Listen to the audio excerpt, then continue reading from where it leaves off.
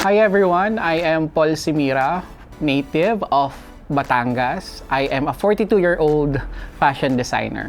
Actually, I started doing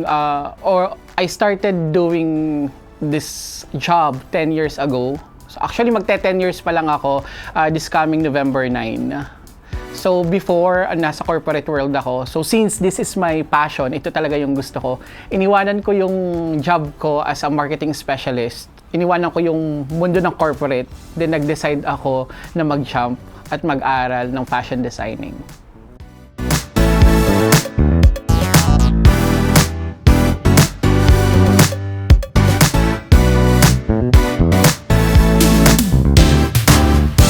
Ito yung bagay na gusto ko talagang gawin since maliit ako. I still remember the time na nanood ako ng Miss Universe 1994. Super nagandahan ako kay Miss Venezuela. Tapos, ang ganda ng evening gown niya.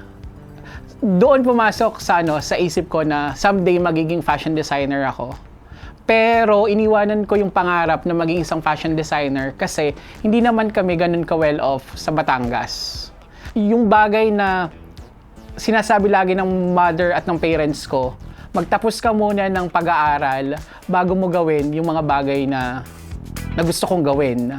So pinagbigyan ko muna sila na magtapos ng commerce because I'm a commerce graduate, major in marketing. At nagtrabaho muna ako, tinulungan ko muna yung mga siblings ko mag-aaral ng college. Then yung pang 6 na sibling ko, na kapatid ko, pinagtapos ko muna siya ng college bago ako mag-jump sa pagiging fashion designer. So pinagbigyan ko talaga yung magulang ko na magtrabaho muna ako, makapag-establish, makaipon bago ako naging fashion designer. Kasi naniniwala ko life is short, 'di ba? So ang ginawa ko noon, napagbigyan ko na yung magulang ko dun sa mga bagay na gusto nila para sa akin. At since naman yung youngest sister ko is nakakapagtrabaho na, may sarili ng trabaho, may income na, lahat ng mga kapatid ko tapos na ng college. So pinagbigyan ko naman yung sarili ko. So it's time naman para gawin yung bagay na gusto ko talagang gawin.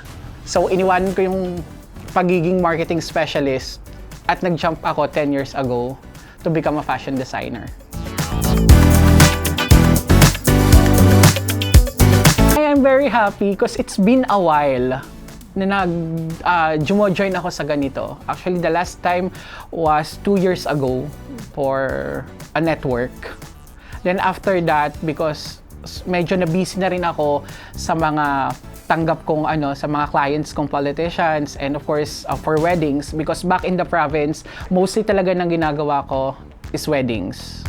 Kasal every single day, and it's very seldom at marami na rin akong nahindian ng mga celebrity stylists to pull out some stuff for the celebrities kasi nga medyo puno ako.